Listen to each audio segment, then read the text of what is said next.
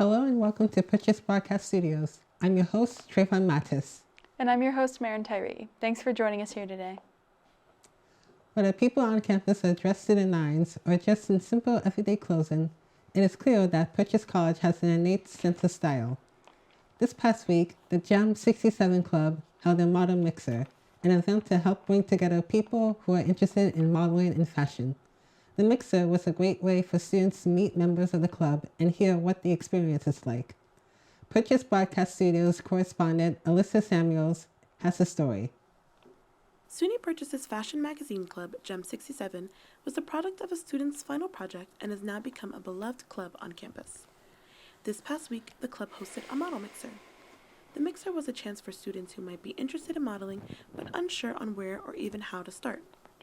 The mixer also gave students the chance to meet with the team of creative directors, writers, editors, artists, and other models, as well as learning about upcoming shoots. The mixer offered icebreaker bingo and complimentary headshots. Anyone who's interested in modeling, we want them to be part of our magazine. So, I hope that they take away that, we're not like some scary, intimidating publication. Like, we welcome everyone. I heard that the school had a magazine itself. I was like, I really want to be a part of that, try be a part of it any way that I can. And now I'm shadowing Anjali, who is the president, and hopefully I'll be the next president, so yeah. The club creates magazine issues once an academic year with unique themes that urges members to be collaborative and creative. While forming a sense of community, the members also learn about the inner workings of a magazine. Meetings happen on Wednesday nights at 8:30 p.m. From Purchase Broadcast Studios, I'm Alyssa Samuels. Back to you guys in the studio. Despite the cold temperature, the lawn of the Multicultural Center was filled with energy on October 15th as students participated in celebrating community at SOCA's Hispanic History Month block party. Purchase Broadcast Studios correspondent Rama Diallo has more on the story. On a cold Wednesday night, the sounds of students' laughter and music echo right outside the Multicultural Center. That's the sound of SOCA's block party. There were stations where students could tattoo, make a bracelet, grab cake, and at the end of it all, the promise to hit the piñata. SOCA hosts this event alongside the frat La Unidad Latina, also known as LUL, from PACE, to celebrate the end of Hispanic Heritage Month and as a way to bring students together. I didn't even know that they were a thing, I'm not gonna lie, and it's like, even like seeing a frat want to be a part of like things like this, like it's so interesting because you kind of look down upon like frats, but they seem really like open to like wanting to build community, and like it's so cute. And they're doing a little dance over there, like. SOCA, I feel like some clubs stay in their own bubble, while the cultural clubs on campus, we try to branch out to other clubs outside of the school, in the school, to, try to make stuff really happen, Word, I feel the exact same way. I feel like just even being a part of SOCA, seeing what it was before and how it felt like we were on campus, and we had like a huge influence on campus, but to like elevate that and to now extend our reach, like how we're collabing with other schools and now other organizations, and just it feels like SOCA is getting bigger and it's becoming more than just a club on campus. As the block party continued, LUO strolled to the music, cake was given out, and the line began for a chance to hit the candy out of the piñata. And in spite of the weather, students had the feeling of community keeping them warm. The Purchase Activities Board, PAB for short, threw a karaoke night last week Thursday. Taking place in Winston's at the Stude, students got the opportunity to go up on stage and perform their favorite songs. I reported the story. Taking place at the Stude, the Purchase Activities Board held a karaoke night in Winston's last Thursday. The event, lasting from 6 to 8 p.m., had students go up on stage to perform some of their favorite songs, ranging from a variety of different artists and genres. From Wicked, Heathers, Queens, Chappell Roan, Lady Gaga, just to name a few. And you can thank PAB member Mia Youngs for coming up with the event. Doing events with Welcome Week with my PAB members, we were always singing to get the day to go by faster, and we would have so much fun. So I was just like, wait, we actually need to do this where we can sing and it's an event. After being on stage, it was so fun. I love the environment. I usually perform all the time on campus, so I'm not saying that it's new, you know what I mean? But it's just a different environment. It's so intimate and it's so nice to know that it doesn't matter how good or bad or mid you sing. It's just comfortable and it's just like fun, you know? So I love that. Despite dates yet to be set, the Purchase Activities Board does have plans for more events on campus. To stay updated for future events, make sure to follow them on Instagram at @pab_purchase. From Purchase Broadcast Studios, I'm Trevaughn Mattis. Back to you in the studio. The fall theater season is beginning soon here at Purchase. From immersive comedies to heartfelt musicals, there's something for everyone. But if you're looking for something darker, keep an eye out for The Secretaries. For more, here's Purchase Broadcast Studios correspondent Lydia Harada with the story. The year is 1994, the company is Cooney. In town they say the secretaries here are a bit loony. The Secretaries, a horror comedy originally written by performing troupe The Five Lesbian Brothers, is scheduled to go up at Purchase College on November 20th, 21st, and 22nd. Directed by Aaron Levesque and Cameron Isvek, the show tells the story of Patty Johnson, played by Lily Ritter, as she finds out the dark secrets of the secretarial pool at the Cooney Lumber Mill in Big Bone, Oregon. It's a very comedic show. It's very slapstick, but it is based on a lot of important themes that I think the actors as lesbians and women went through in the 90s when the show is set. While the play isn't afraid to tackle some heavy and real themes, the show blends those with strong comedy and even some moments of sinister surrealism. I want them to be able to have a night of laughs and making fun of all that stuff of how intense the world can feel and how intense society can be against queer people and women in particular. The Secretaries opens in the Humanities Theater on November 20th. Thanks for tuning in today to Purchase Broadcast Studios. We'll be right back after this short break.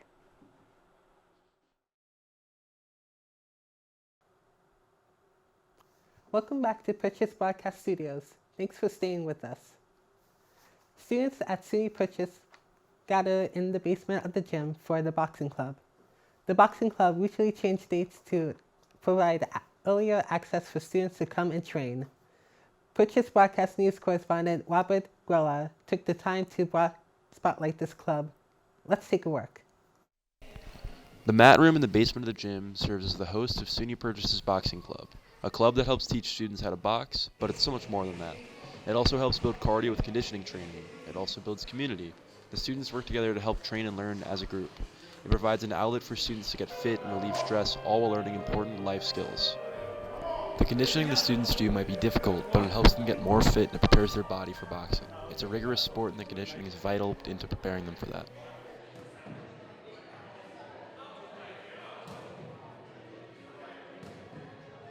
And how do you feel about this being accessible to students as something you guys can do during the week to get active and also learn some boxing skills?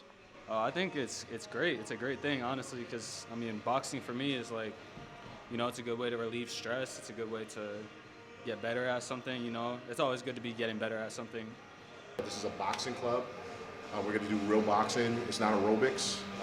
They get to move around with me. I think the highlight of the day for everyone is that they get to move around with me, try to punch me in the face.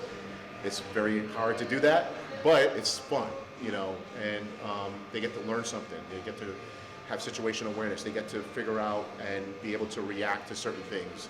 The boxing club recently changed dates. Last semester it was from 6 to 8 p.m. on Tuesdays, but now it is from 6 to 8 p.m. on Wednesdays. This new change makes the club more accessible for so many more students. Wednesday serves as a day that most clubs meet. This being on one of those days makes it so that more students may attend and learn how to box and do conditioning to get in shape. I'm Robert Grella, Purchase Broadcast News. Let's go back to you guys in the studio. Our next story comes straight from the campus athletic fields. The college softball team hosts a weekly event that brings people of all types together for a friendly but competitive game of softball. I reported on this story. Each Wednesday evening on the SUNY Purchase baseball field, athletes and non-athletes alike get together to test their softball skills. The Purchase softball team hosts their weekly intramurals, giving anyone an opportunity to learn a thing or two from the college athletes. The event is always free to anyone, and the team welcomes newcomers to stop by.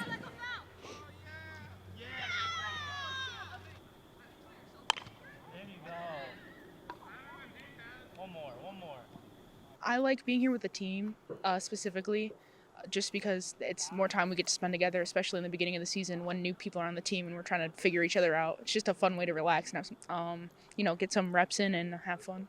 I just know, towards the end of the night, you kind of get loopy. Everybody's tired, so you start running around like crazy. People start leaving. That's probably the most fun part for me, the parts that I remember. Yes, I have done it pretty much every week, both this year and last year that wasn't canceled. I would say come along. If you don't have experience hitting a ball or fielding, people here are usually friendly enough to tell you where to go, what to do. There's people who come here who don't even go to school. Sometimes they're from Manhattanville. They don't play sports at all, and they'll just have a good time. At the end of the day, it's intramurals. You're not doing it for competition. You're doing it for fun, making new friends. The softball team is one of 3 of the school's Division III athletics teams that host an open event. It gets competitive, but there is plenty of laughter and fun each time that brings people coming back.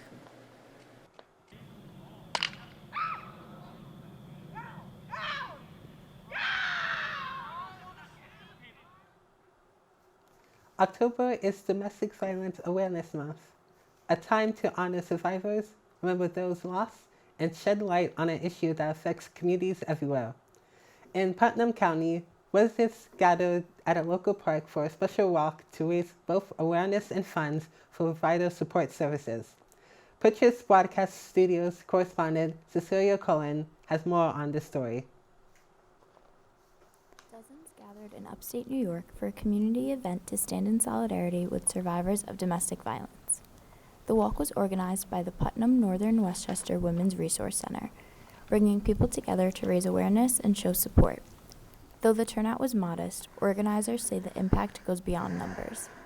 Elected officials from the federal level down to local governments were also in attendance, demonstrating a united front and reinforcing the message that ending domestic violence requires action at every level. We cannot do this work without the full support of our community. And so today we gathered here to celebrate the movement and the accomplishments we've made, but also to inspire others to join our movement and to encourage each other that more can be done to keep our community safe from domestic violence and sexual assault. Just honored to be here today to support the Putnam Northern Westchester Women's Resource Center because of their mission and goals of ending domestic violence here in the Hudson Valley. It's a noble cause, one that we need to come together as a community to make sure that we stamp out violence, and especially domestic violence, and having the Putnam Northern Westchester Women's Resource Center here leading that cause is deserving of our support, recognition, and as a community, when we come together, we can overcome anything. All proceeds from the walk will support the Putnam Northern Westchester Women's Resource Center, helping fund critical services for survivors and for their families. The event wrapped up with remarks from officials and advocates, thanking participants for bringing attention to an issue that often goes unseen. Organizers emphasized that even a small turnout can spark meaningful conversation and inspire lasting change within our community. As food safety awareness continues to grow, organic and healthier alternatives are in high demand. If you're looking for fresh produce and a way to support local businesses, the Bronxville Farmers Market might just be the place to visit. Monica Perez-Valle stopped by this weekend to check it out and show us what makes this market a staple in the community.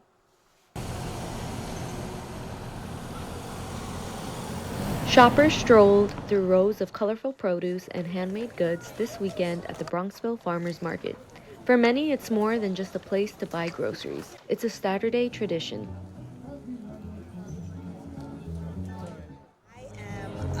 Pure lover of our local farmers market. I'm a resident of Westchester, so I love that I can come to my neighborhood farmers market and pick up fresh fruits, fresh vegetables. I love that I can buy from the locals in the area and in the tri-state area. I'm a big juicer, so I love the produce. I come here specifically for the produce. The Bronxville Farmers Market is a great place for residents to access fresh produce and baked goods while supporting their local farmers and vendors. I love the farmers market. It's one of my favorite parts of my week is getting up early on Saturdays to come and work, and it's always so nice to meet so many new people, form close relationships with clients, and it's really wonderful space to build community. The market runs every Saturday from 8 a.m. to 1 p.m. in Bronxville, New York. Stop by to enjoy live music and fresh goods while you build a strong sense of community in your neighborhood. This past weekend, singers and composers traveled from all over the world to New Jersey for the 45th annual Russian Orthodox Church Musicians Conference. Purchase Broadcast Studios correspondent Magdalena Ledkovsky is here with the story. The Russian Orthodox Church Musicians Conference, otherwise known as ROCM, is a gathering of over 100 church musicians. Global musicians come to sing here, learn music, make connections, and gain experience as conductors and singers. Conference goers attend lectures, rehearsals, and finally church services on Saturday and Sunday, where they sing the pieces they have meticulously prepared. This year's conference took place in Princeton and Jackson, New Jersey. This 5-day conference began on Wednesday, October 8th and ended Sunday, October 12th, 2025. I'm a music program head and professor of music at Northern Kentucky University, and I've been coming to these conferences since 1996, when I was just in my mid-20s, and I really have come to appreciate the tradition of these conferences. Several lectures on the history of eminent composers who have contributed for the last 250 years to liturgical music in the Russian tradition, and several workshops and lectures about more recent composers as well who had jubilee years. So it was a very varied conference and a big success at the end. Singers travel thousands of miles to attend, from France to Africa to the UK and from the west and east coasts of the United States, as well as South America and Canada. This conference happens annually and is organized and run by the ROCM committee. The location of next year's conference is yet to be announced. Thanks for joining us here today at Purchase Broadcast Studios. I've been your host, Trevaughn Mattis. And I've been your host, Marin Tyree. Join us here again next time at Purchase Broadcast Studios.